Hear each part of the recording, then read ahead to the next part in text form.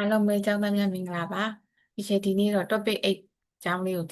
share ပေးချင်ပါတယ် characteristic of the good process ပေါ့နော်အဲ့တော့ဒီချိန်တို့ဒီ topic က MBA thesis တွေမှာရေးနေတဲ့ကျောင်းသားတိုင်းအတွက်အရေးကြီးဆုံး topic တစ်ခုလည်းဖြစ်ပါတယ်အဲ့တော့ဒီချိန်ကဒီချိန်ကြုံရတဲ့ experience လေးတစ်ခုကိုပြောပြချင်ပါတယ်အဲ့တော့ကျောင်းသားတစ်ယောက်ကဒီချိန်စီလာပြီးပြောတယ်ဒီချိန်ကျွန်တော် thesis ကိုစာမျက်နှာ120ရေးထားတယ်ကောင်းမယ်ထင်ပါတယ်ပေါ့နော်ဒါပေမဲ့ဒီချိန်ဖက်ကြည့်တော့ကြတော့အဓိက main point ကဘာဖြစ်နေလဲဆိုတော့သူက objective ကရှင်းလင်းမနေဘူးနောက်တစ်ခုက finding သူရှာဖွေသိရှိခဲ့တဲ့ finding နဲ့ conclusion က align မဖြစ်ဘူး literature review မှာလည်းလုံးဝ critical analysis မရှိဘူး page စာမျက်နှာပေါင်း120ရှိပေမဲ့ပြဿနာဘာလဲဆိုတော့ quality မရှိဘူးအဲ့တော့ဒီအကြောင်းသားတွေ common mistake တစ်ခုစာမျက်နှာများရင် research ကောင်းနေလို့လွယ်လွယ်လေးထင်လိုက်ကြတာပေါ့။ဒီချိန်တော့တချို့က reference များရင်ဘယ်လိုထင်လဲဆိုတော့ quality ကောင်းတယ်လို့ထင်ကြပြန်ရော။ good တကယ်တော့ good research ဆိုတာကဒီချိန်တော့ quantity ကိုကြည့်တာမဟုတ်ဘူး။ quality ကိုကြည့်တာ။ business world ထဲမှာလည်းအဲ့လိုပဲ။ company မှာရှိနေတဲ့ report page 200လောက်ရှိပေမဲ့ data မှားနေတယ်ဆိုရင်တော့သိကြတယ်ဘယ် CEO ကမှမဆုံးဖြတ်နိုင်ဘူး။ဒီချိန်တော့ research လည်းအတူတူပဲ။ဒီနေ့ဒီချိန်ရှင်းပေးချင်တာ good research ရဲ့ characteristic တွေကိုဒီချိန်တစ်ခုချင်းစီတစ်ချက်ကြောင်းသားတွေနဲ့လေ့လာသွားရအောင်။တစ်ချက်ကြောင်းသားတွေမှာဒီ knowledge တာရှိနေတယ်ဆိုရင်ကိုယ့်ရဲ့ thesis ကိုပို့ပြီးတော့ stronger ဖြစ်အောင်ကူညီပေးနိုင်ပါလိမ့်မယ်။ Okay အဲဆိုဒီချိန်တို့တွေဒုတိယ slide ကိုဒီချိန်တို့ဆက်သွားကြရအောင်။အဲ့ဒီတော့ဒီချိန်တို့ကဒီ slide မှာ good research ရဲ့ main characteristic ဒီချိန်တို့၈ခု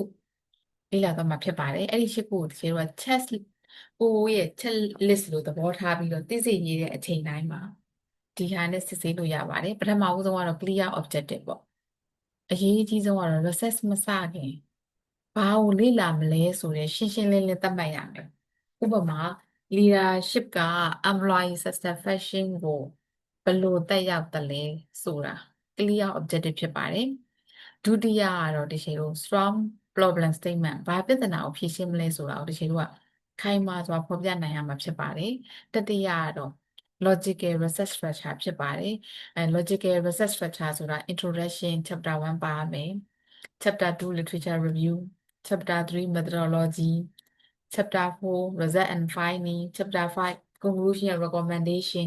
ဒီ flow တွေက logical ဖြစ်နေရမယ်ဒါဟာ thesis တစ်စောင်မှာရှိတဲ့ basic chapter 1 to 5ရှိပါတယ် master level မှာပြောတာပါ PhD level ဆိုရင်တော့ဒီထက်လည်းပိုပြီးတော့ chapter 6တွေဖြစ်နိုင်ပါတယ်6ထိဖြစ်နိုင်ပါတယ်အဲ့ကြတော့၄ခုမြောက်ကじゃပါလဲဆိုတော့ reliable and valid data ပါ data ကောက်ယူတဲ့ method ပဲဖြစ်ဖြစ် questionnaire ပဲဖြစ်ဖြစ်ဒီရှယ်တို့က trustworthy ဖြစ်ရ၅ခုမြောက်ကတော့ဒီရှယ်တို့က proper methodology ဥပမာကိုက quantitative method လား qualitative method လား mixed method လား research question နဲ့ကိုက်ညီတဲ့ method ကိုရွေးရမှာဖြစ်ပါတယ်6ခုမြောက်ကတော့ဒီရှယ်တို့က critical analysis data ကိုရှင်းပြရုံမဟုတ်ဘဲနဲ့ deeper တကယ် meaning analysis လုပ်နိုင်ရမယ် business world ထဲမှာလည်းဒီရှယ်တို့က analysis ကောင်းတဲ့เนาะ analytic တယောက်ဟာ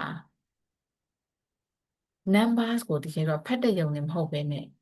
အဲ့ဒီ numbers ရဲ့ meaning ကိုဒီရှယ်တို့ကဖတ်တတ်ရပါတယ်ခုနှစ်ခုမြောက်ကကျတော့ဒီရှယ်တို့ ethical writing မှာအဲ့ဒါအရေးကြီးဆုံး characteristic တစ်ခုပါ ethical writing ဆိုတာက plagiarism လုံးဝမလုပ်ပါဘူး fake data တွေလုံးဝမသုံးဘူးကိုရေးခဲ့တဲ့ကိုစာရှာဖတ်ခဲ့တဲ့ကို cite up လုပ်ခဲ့တဲ့ source တွေကိုလည်း properly cite up လုပ်ရပါတယ်အဲ့ဒါ research ရဲ့ integrity ဆိုတာက research quality ထက်တောင်ပိုတောင်အရေးကြီးပါသေးတယ်အဲ့ဒါတကယ်တော့နောက်ဆုံးချက်ကကျတော့ evidence based conclusion မှာ conclusion ဆိုတာတကယ်တော့ကိုယ့်ရဲ့ personal opinion တွေမဟုတ်ဘဲနဲ့ data ရဲ့ finding ပေါ်မှာတကယ်တော့အခြေခံပါတယ်ဒီအခုတကယ်ရှင်းပြသွားတဲ့ H characteristic ရှိမှသာတကယ်တော့ research ကောင်းတစ်စောင်ဖြစ်ပါတယ်အဲ့ဒါတော့တကယ်ကြောင်းသားတွေစောစောတုန်းကเนาะတကယ်လို့ character research တစ်စောင်ရဲ့ characteristics တွေတကယ်ကောင်းလားမကောင်းလားဆိုရင်အဲ့ဒီချစ်ခုနဲ့ပြန်ပြီးတော့တိုက်စစ်ကြည့်ပါနောက်တစ်ခုကဒီချက်ကြောင့်သားတွေ theory ကိုနားလည်ပြီဆိုရင်အဲ့ဒီ theory ကို real example တစ်ခုနဲ့ apply လုပ်ကြည့်ကြရအောင်ဆိုကြပါစို့ဒီတို့ရဲ့ research topic က the impact of leadership on employee satisfaction အဲ့ဒီ topic ဟာMBA research တွေမှာ popular ဖြစ်တယ်ပေါ့ကွာအများသောအားဖြင့်เนาะအဲ့တော့ alignment ရှင်းပြဖို့အကောင်းဆုံး example တစ်ခုဥပမာအဲ့ဒီ research မှာဒီတို့က alignment ဆိုတာဘာလို့ဆိုလိုတာလဲကိုမေးလိုက်တဲ့ question တွေက leadership ကိုတိုင်းဖို့ design ဆွဲထားတာဖြစ်ရဒါပေမဲ့တချို့ student တွေကအဲ့ဒီ question တွေမှာ salary question တွေ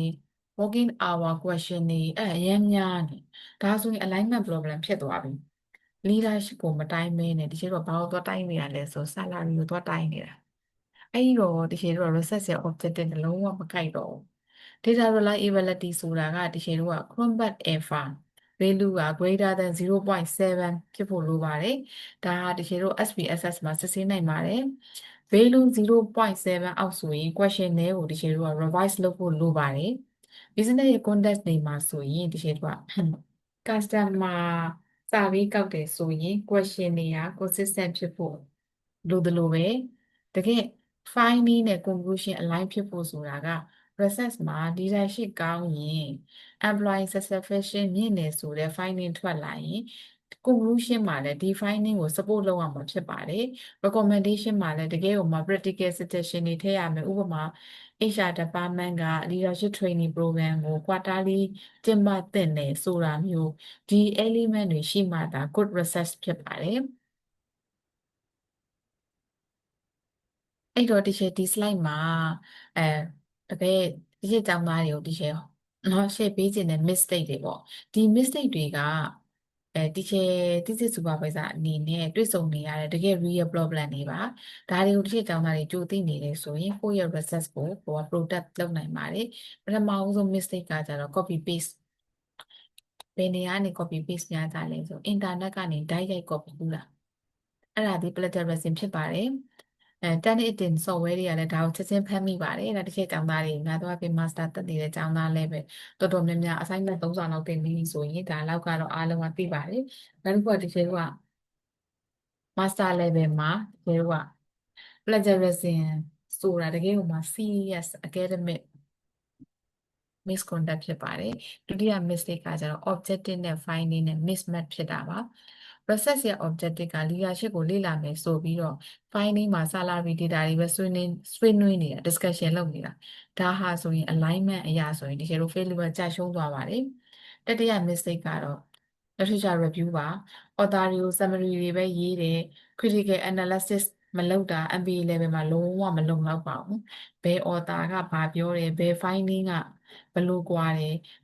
ဘာ research gap ရှိတယ်ဆိုတာကိုဒီလို master level မှာ analyze လုပ်ဖို့လိုပါတယ်စတုတ္ထ mistake ကတော့ invalid question နဲ့ design ပါ research variable တွေနဲ့မကိုက်တဲ့ question တွေထည့်ထားတာအဲ့တော့ data ရဲ့ validity ကိုထိခိုက်ပါတယ်မိမိတိုင်းတာချင်နေတဲ့ဟာကိုတကယ်တိုင်းတာနေသလားသိဖို့လိုပါတယ်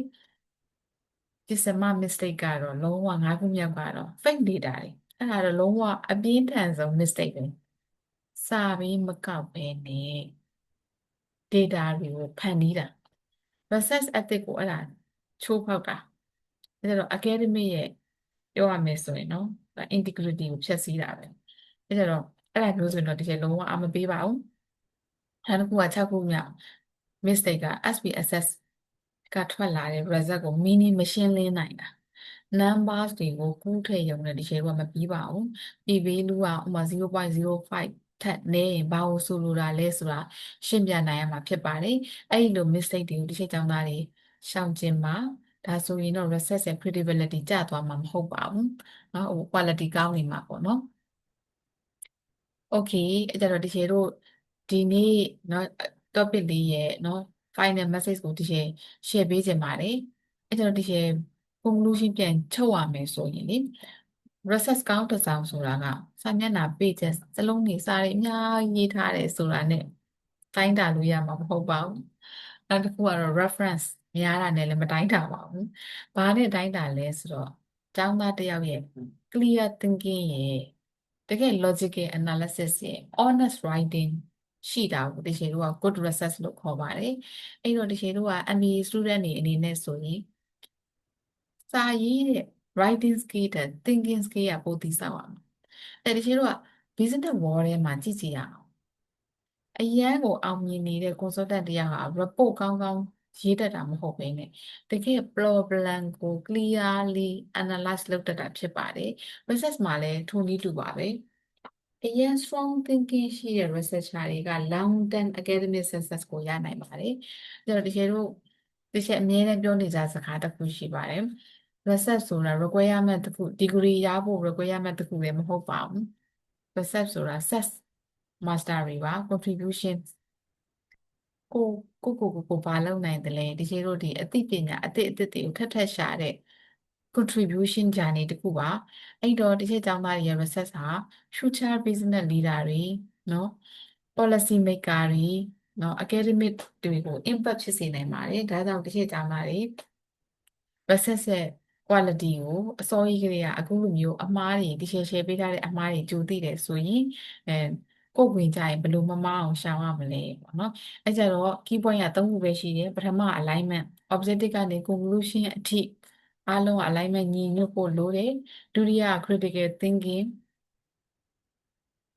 data ကို analyze လုပ်တတ်ဖို့ meaning ဖတ်တတ်ဖို့တတိယက honest research ရဲ့ integrity ကိုထိန်းသိမ်းဖို့ paint data တွေနဲ့ plagiarism မလုပ်ဖို့နော်ဒီဟာတွေကိုတစ်ချက်အထူးသဖြင့်မှာချင်ပါတယ်ဒီနေ့တစ်ချက်ဒီ research လေးကို share ပေးလိုက်လို့တစ်ချက်ကြောင်းသားတွေရဲ့ research journey မှာကြိုသိရတယ်ဆိုရင်တော့ဘာပဲပြောနော်ဒီလိုအမှားတွေမကြုံရဘဲနဲ့ကိုကပို့ပပလေးနော်ဘယ်နေရာမှာဘယ်လိုမှားတတ်တာသိတယ်ဆိုရင်ဒီ share ရကြုံတတ်ပါတယ်အားလုံးကျေးဇူးတင်ပါတယ်